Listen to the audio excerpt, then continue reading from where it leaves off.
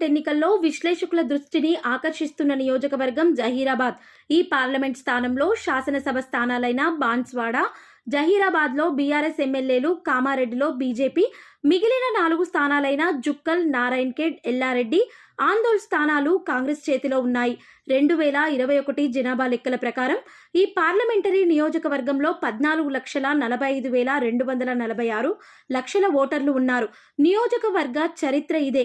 2009 ఎన్నికల్లో కాంగ్రెస్ అభ్యర్థి సురేష్ కుమార్ షెట్కార్ నాటి బీఆర్ఎస్ అభ్యర్థి మీద గెలుపొందారు.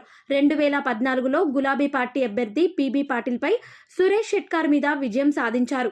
2019 నాటి ఎన్నికల్లో సిట్టింగ్ ఎంపీ బీబీ పాటిల్ నాటి కాంగ్రెస్ అభ్యర్థి మదన్ మోహన్ రావుపై కేవలం 6,229 ఓట్లతో గెలిచారు. తాజాగా బీబీ పాటిల్ గులాబీ పార్టీకి బాబాయ్ చెప్పి బీజేపీలో చేరి ఆ పార్టీ నుంచి టికెట్ సాధించి బరిలో నిలిచారు. ఉద్యమకారుడని బీఆర్ఎస్ గాలి అనిల్ కుమార్ పేరును ప్రకటించింది. ఈసారి బరిలో ఉన్న అభ్యర్థుల్లో బీబీ పాటిల్, సురేష్ షెట్కార్ ఇద్దరు లింగాయత్ సామాజిక వర్గానికి చెందిన వారే. దీంతో ఈ నియోజకవర్గంలోని 2.5 లక్షల మున్నూరు కాపు ఓట్లను పెంచేందుకు బీఆర్ఎస్ గాలి అనిల్ కుమార్ పేరును ప్రకటించింది. సాగునీరే ప్రధాన ప్రచారాంశం. ఈ లోక్సభ స్థానంలో చెరుకు రైతుల సమస్యలు, సింగూర్ జలాశయపు నీటి వ్యవహారం ప్రధాన అంశాలుగా ఉన్నాయి. అలాగే అసెంబ్లీ నియోజకవర్గాలన్నీ కూడా సింగూర్, నిజాం సాగర్, శ్రీరామ్ సాగర్ ఆయకట్టు పరిధిలోనివే కావడంతో సాగునీటి అంశం కూడా ప్రధాన ప్రచారాంశం కానుంది.